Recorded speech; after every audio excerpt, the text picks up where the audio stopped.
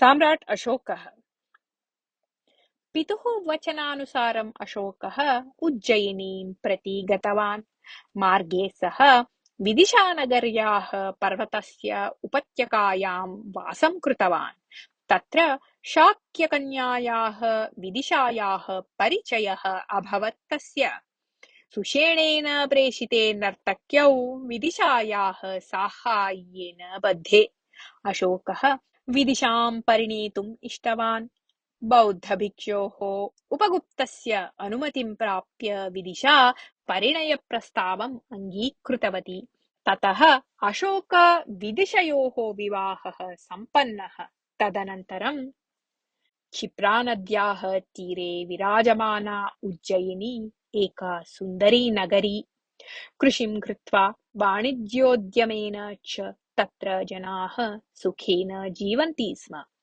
युवराजः अशोकः अपि तत्र राजप्रतिनिधिः सन् उत्तमरीत्या राज्यपरिपालनं कुर्वन् आसीत्।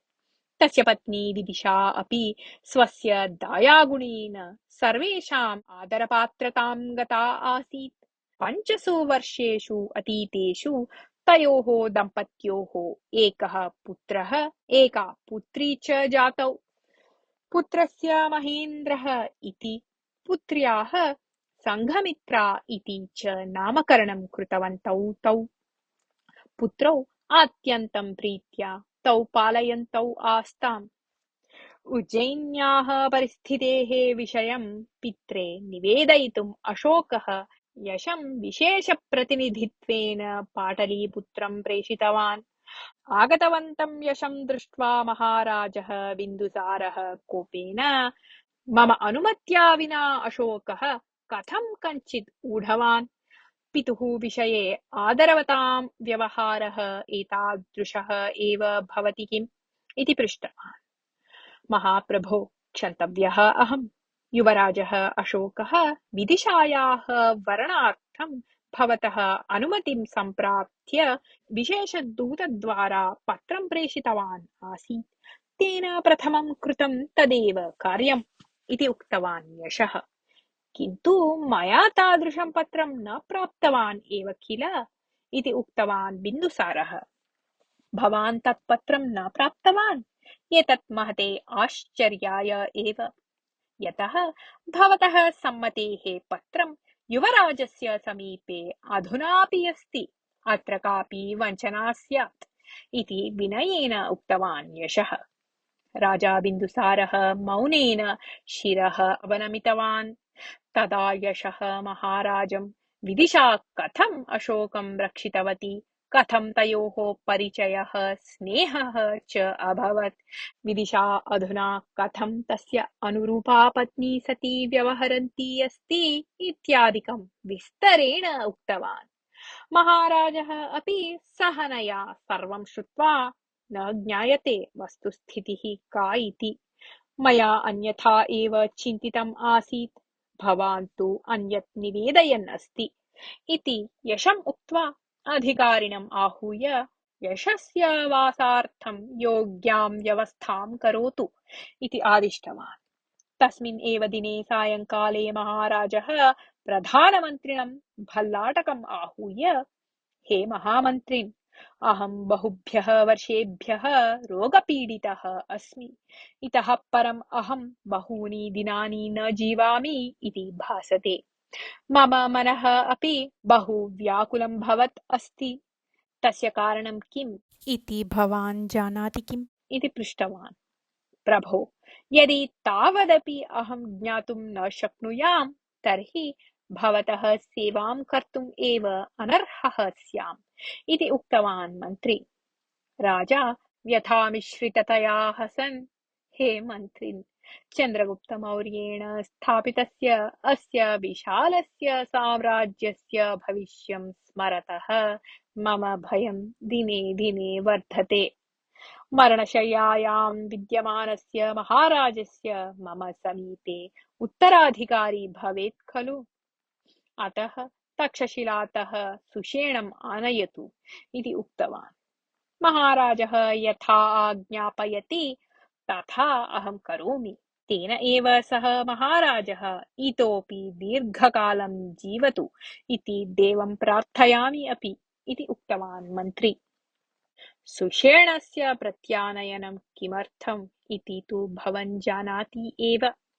तस्मिन् विषये भवतः अभिप्रायः मम अभिप्रायात् न भिद्यते किम् इति पृष्टवान् महाराजः। मन्त्री राज्ञः प्रश्नस्य उत्तरम् अनुक्षणं न दत्तवान्। किञ्चित् कालं मौनेन स्थित्वा, महाप्रभो, मम अभिप्रायः कः इति प्रायः भवान् जानाति एव। तथापि मुक्ततया कथनं मम कर्तव्यम् इत्यतः वदन् अस्मि।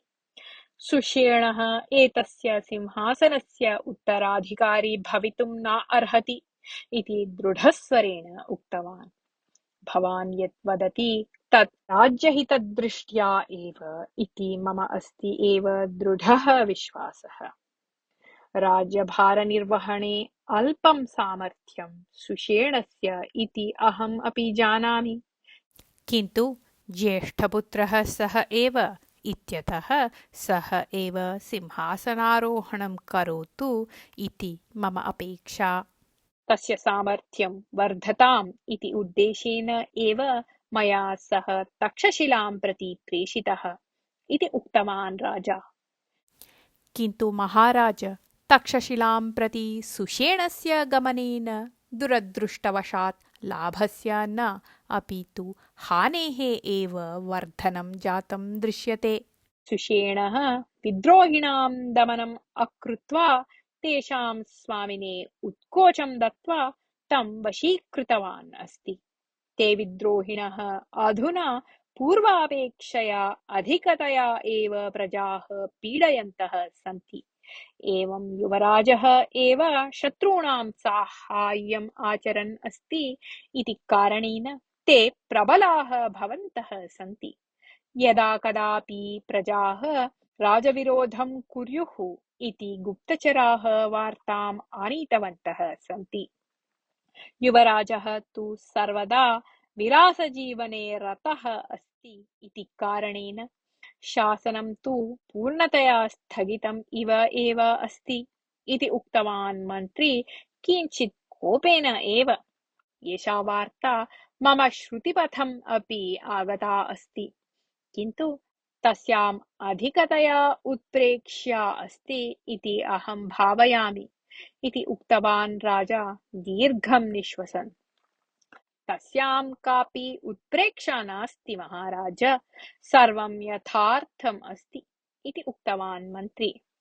उत्प्रेक्षा नास्ति इति निश्चयभावेन कथं वदति भवान् इति पृष्टवान् राजा। प्रभो, देशहितनिष्ठाः विश्वासार्हाः गुप्तचराः बहवः सन्ति अस्माकं देशे। ते सर्वस्वं वा त्यजेयुः, किन्तु असत्यं तु न वदेयुः। तादृशैः आनीता वार्ता अप्रिया स्यात् कदाचित्, किन्तु उत्प्रेक्षायुक्ता तु न भवति इति उक्तवान् मन्त्री। तर्हि मगधसिंहासनम् अलङ्कृतं सुषेणः अनर्हः इति भवान् अभिप्रैति किम् इति पृष्टवान् राजा। आम्, सः एव मम दृढः अभिप्रायः इति उक्तवान् मन्त्री। तर्हि एतत् सिंहासनं कस्मै समर्पणीयम् इति भवान् चिन्तयति इति पृष्टवान् राजा। युवराजे अशोके सर्वाः अर्हताः सन्ति। विद्रोहिणां दमनेन, विशालस्य राज्यस्य शासनेन च स्वसामर्थ्यं दक्षतां च सम्यग्रूपेण प्रकाशितवान् अस्ति सः इति उक्तवान् मन्त्री। अल्पस्य मौनस्य अनन्तरं राजा उक्तवान्, भल्लाटक, अस्मिन् विषये कमपि निर्णयं स्वीकर्तुम् अहं सद्यः असमर्थः अस्मि इति। प्रभो, भवान् अधुना विश्रान्तिं स्वीकरोतु, पश्चात् अस्मिन् विषये निर्णयं कर्तुं शक्नुमः इति उक्त्वा राजानं नत्वा मन्त्री ततः निर्गतवान्। पुनः घण्टाभ्यन्तरे एव मन्त्रिणे राजभवनात् आह्वानम् आगतम्, किन्तु तत् महाराजस्य न आसीत्, अपि तु ज्येष्ठराज्ञ्याः आसीत्। मन्त्रिणा राजभवनप्राप्तिसमये राजवैद्यः, राजपुरोहितः, ज्येष्ठराज्ञी च राज्ञः मञ्चस्य समीपे आसन्। आगतं मन्त्रिणं दृष्ट्वा राज्ञी उक्तवती, मन्त्रिवर्य, महाराजः अकस्मात् प्रज्ञाहीनः जातः अस्ति। अतः युवराजः सुषेणः अधुना एव तक्षशिलातः अत्र आनाययितव्यः इति। यथा ज्ञापयति महाराज्ञी इति उक्तवान् मन्त्री। तर्हि अधुना एव दूतं प्रेषयति खलु भवान् इति पृष्टवती राज्ञी। एकघण्टाभ्यन्तरे योग्यां व्यवस्थां करिष्यामि इति उक्तवान् मन्त्री। भवतु, तावती काले अहं पुत्राय एकं पत्रं लेखिष्यामि। भटाः गमनात् पूर्वम् अत्र आगत्य तत् नयन्तु इति उक्त्वा त्वरया अन्तः गतवती महाराज्ञी। मन्त्री राजवैद्यं पश्यन् महाराजस्य परिस्थितिः अधुना कथम् अस्ति इति पृष्टवान्। कातरतया। महाराजस्य श्वस्तनसूर्योदयदर्शनमपि संशयास्पदम् एव इति उक्तवान् राजवैद्यः। कथमपि महाराजस्य प्राणान् रक्षितुं प्रयत्नं करोतु। आवश्यकतायां सत्यां मम आह्वयतु, अहम् आगमिष्यामि इति उक्त्वा ततः निर्गतवान् प्रधानमन्त्री। तस्य पृष्ठतः एव राजपुरोहितः अपि गतवान्। मन्त्री द्वारे स्थितं भटम् आहूय, वयं रहस्यमन्त्रालोचनभवने भवामः, भवान् सेनाधिपतिं तत्र आगन्तुं वदतु इति आज्ञाप्य त्वरया अग्रे गतवान्। तदा एव यशः सुभद्रादेव्याः समीपं गत्वा तां नमस्कृत्य, हे मातः, युवराजेन अशोकेन प्रेषितः अहम् उज्जयिनीतः आगतः अस्मि। मम नाम यशः इति उक्तवान् विनयेन। तथा वा, अशोकं दृष्टवत्याः मम कति दिनानि अतीतानि। मम पुत्रः कुशली खलु इति पृष्टवती सुभद्रा। अम्ब, युवराजः कुशली एव अस्ति। सः देवी सदृशीं विदिशां वृतवान् अस्ति। अपि च तयोः दाम्पत्योः सुन्दरम् अपत्यद्वयमपि अस्ति। तयोः दर्शनं यदि स्यात् तर्हि भवती निश्चयेन आनन्दतुन्दिला भविष्यति इति उक्तवान् यशः सन्तोषमिश्रितेन स्वरेण। मम अपि उज्जयिनीं प्रति आगन्तुम् इच्छा अस्ति, परं महाराजस्य आरोग्यं सम्यक् नास्ति इति कारणेन अधुना आगन्तुं न शक्नोमि इति वदन्ती सुभद्रा द्वारे आगतम् आगच्छन्तु इति संज्ञां कृतवतीं दासीं दृष्ट्वा मध्ये एव सम्भाषणं स्थगयित्वा अन्तः गत्वा उद्वेगेन प्रत्यागत्य, महाराजस्य स्थितिः बहु गम्भीरा जाता अस्ति इति श्रूयते। प्रातः पर्यन्तं जीवनमपि कष्टकरम् इति वदन्तः सन्ति ज्येष्ठाः इति उक्तवती दुःखेन। तथा वा इति उक्त्वा यशः ततः प्रतिगमनाय उद्युक्तः अभवत्। तदा सुभद्रा, भोः, महाराजः यावत् जीवति तावत् मम कोऽपि क्लेशः नास्ति, किन्तु अनन्तरं मम अत्र नरकवासः एव भविष्यति। युवराजं सुषेणम् अहं पुत्रवत् पश्यामि चेदपि सः मयि पुत्रवत् न आचरति, अपि तु बहुधा द्वेषं करोति। तस्य माता तु मां द्रष्टुमपि न इच्छति। अतः भवान् कानिचन दिनानि अत्रैव वसतु। किमपि अमङ्गलं भवति चेत् अहं भवता सह उज्जयिनीम् आगमिष्यामि इति उक्तवती अश्रूणि श्रावयन्ती। हे मातः, भवत्याः भयं मास्तु। तानि दिनानि दूरे न सन्ति येषु अन्याः राज्ञः अपि भवती राजमाता इति निर्दिश्यन्त्यः आदरेण पश्येयुः इति उक्तवान् यशः। एतत् श्रुत्वा सुभद्रा मूकविस्मिता सती यशमेव पश्यन्ती स्थितवती। तदा यशः पुनश्च हे अम्ब, महावीरस्य गुणवतः भवत्याः पुत्रस्य सेवाभाग्यम् अहम् अधुना प्राप्तवान् अस्मि।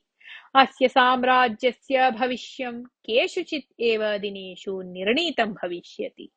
अहं पुनः पुनः आगत्य भवतीं द्रष्टुं न शक्नोमि। अतः विश्वासार्हाणां दासीनां द्वारा राजभवनस्य वार्ताः काले काले मह्यं प्रेषयतु। अवशिष्टं कार्यम् अहं करिष्यामि। माम् आशिषा अनुगृह्णातु इति वदन् तस्याः पादयोः नत्वा ततः निर्गतवान्।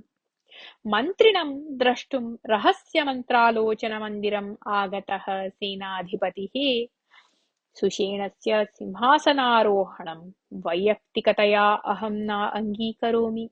तथापि सिंहासनार्थं स्पर्धा यदि स्यात् तर्हि ज्येष्ठपुत्रस्य पट्टाभिषेककरणं मम दायित्वं भावयामि अहम् इति उक्तवान्। भवतः राजभक्तैः कर्तव्यपालनार्थं च भवन्तम् अभिनन्दामि अहम्। तथापि मगधसिंहासनसम्बन्धनिर्णयः राजपुरोहितेन एव स्वीक्रियते इति विषयः अस्माभिः स्मरणीयः।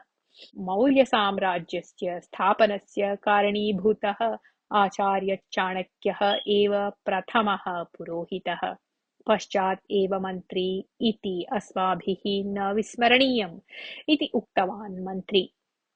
भवतः अभिप्रायः मया न ज्ञातः इति उक्तवान् सेनाधिपतिः। तदा मन्त्री पार्श्वे उपविष्टं राजपुरोहितं दृष्टवान्। तदा राजपुरोहितः उक्तवान्, अहं सर्वेषां राजकुमाराणां जातकं दृष्टवान् अस्मि। अशोके एव चक्रवर्तिनः अर्हताः सन्ति। सुषेणः साम्राज्यस्य विभजनस्य कारणं भविष्यति इति। तर्हि भवतः इच्छानुसारम् एव सर्वं भवतु इति उक्तवान् सेनाधिपतिः। बहु सन्तोषः। मम अपि अशोके अधिका प्रीतिः विश्वासः वा नास्ति। तथापि साम्राज्यस्य रक्षणार्थम् एवं करणीयम् एव इति उक्तवान् मन्त्री। तत् अहम् अपि जानामि एव। भवतु नाम। अधुना तक्षशिलां प्रति उज्जयिनीं प्रति च दूतान् प्रेषयिष्यामि। कः पूर्वम् आगमिष्यति इति दृष्ट्वा अग्रिमाः व्यवस्थाः चिन्तनीयाः इति उक्तवान् सेनाधिपतिः। अवतमसावृते प्रकोष्ठे उपविष्टः अस्ति यशः। तस्य पुरतः ते नर्तक्यौ स्तः ये च 5 वर्षेभ्यः पूर्वम् अशोकं मारयितुं नियुक्ते आस्ताम्। ते पश्चात् अशोकेन क्षान्ते विदिशायाः सेवां कुर्वत्यौ आस्ताम्। अधुना पाटलीपुत्रं प्रत्यागतवत्यौ आस्ताम्। ते पृष्टवत्यौ, आवाभ्याम् अधुना किं करणीयम् इति वदतु इति। अधुना अशोकस्य प्रत्युपकारं कर्तुम् अवकाशः प्राप्तः अस्ति भवतीभ्याम्। सुषेणः यथा विलम्बेन पाटलीपुत्रं प्राप्नुयात् तथा भवतीभ्यां करणीयम्। भवत्यौ तु अश्वारोहिके एव। अतः भवत्यौ कृते 2 उत्तमौ अश्वौ 2 रक्षकौ च ददामि। तौ रक्षकौ तक्षशिलां प्रति गमनार्थं समीपमार्गं जानीतः। श्वः राजदूताः इतः गमिष्यन्ति। ततः पूर्वमेव भवद्भिः तक्षशिला प्राप्तव्या। अतः अद्यैव प्रस्थातव्यम् इति उक्तवान् यशः। अद्य रात्रौ एव गन्तव्यं वा? अल्पप्रमाणेन वृष्टिः अपि आगच्छन्ती अस्ति इति उक्तवती तयोः अन्यतमा। चिन्ता न क्रियताम्। अशोकः चक्रवर्ती भविष्यति चेत् भवत्योः जीवने सुवर्णवृष्टिः एव भविष्यति इति हसन् उक्तवान् यशः। आवां सुषेणं वञ्चितवत्यौ इति विदिशा यदि ज्ञास्यति तर्हि खिन्ना भविष्यति। तथापि आवाभ्याम् अशोकस्य ऋणं तु अवश्यं प्रत्यर्पणीयम् एव इति उक्तवत्यौ नर्तक्यौ। न केवलं तावत्, अद्यपर्यन्तं सन्न्यासिनीवत् जीवितवतीभ्यां भवतीभ्यां स्वसामर्थ्यं प्रदर्शयितुम् अयम् एकः अपूर्वः अवकाशः इति उक्तवान् यशः। यद्यपि आवां परिवर्तिते तथापि आवयोः जन्मजातगुणाः इतोपि कियता प्रमाणेन सन्ति इति परीक्षां कुर्वः एव इति उक्तवत्यो नर्तक्यौ अनुवर्तते।